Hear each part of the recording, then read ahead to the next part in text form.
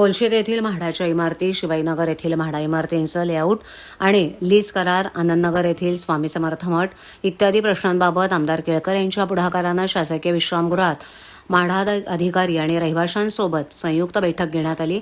या बैठकीत केळकर यांच्या स्पष्ट सूचनांनंतर अधिकाऱ्यांनी सकारात्मक भूमिका घेतल्यानं रहिवाशांना दिलासा मिळालाय। कोलशेत येथील कोकण म्हाडानं बांधलेल्या इमारतीतील सुरक्षा व्यवस्था, पाण्याचा निचरा, जास्त दरानं फ्लॅटधारकांचे आकारलेले भाडे, त्याचबरोबर जुन्या इमारतींचा पुनर्विकास याबाबत चर्चा करण्यात आली। शिवाईनगरमधील सोसायट्यांच्या सुरू असलेल्या पुनर्विकास प्रक्रियेत भाडेपट्टा करार, कोकण म्हाडानं लावलेले अनेक प्रकारचे चुकीचे शुल्क या बाबी अडथळा निर्माण करतायत।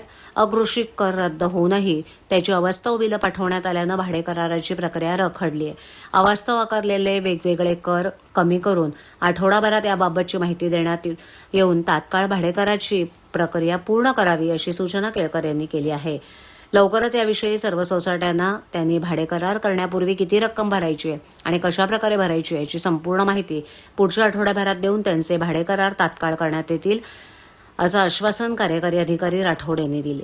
आनंदनगर येथील स्वामी समर्थ मठाचे पदाधिकारी आणि भक्तगण देखील या बैठकीला उपस्थित होते। मठ परिसरात असलेली जागा कोकण म्हाडाच्या मालकीची असल्यामुळे ही जागा मठाला देण्यासंदर्भात कायदेशीर बाबींची पूर्तता करण्याची सूचना आमदार केळकर यांनी केली आहे। याविषयी अधिकाऱ्यांनी सकारात्मक चर्चा करून त्याविषयी निर्णय घेऊ असं आश्वासन मठातील पदाधिकारी आणि स्वामी समर्थांच्या भक्तगणांना दिलं आहे।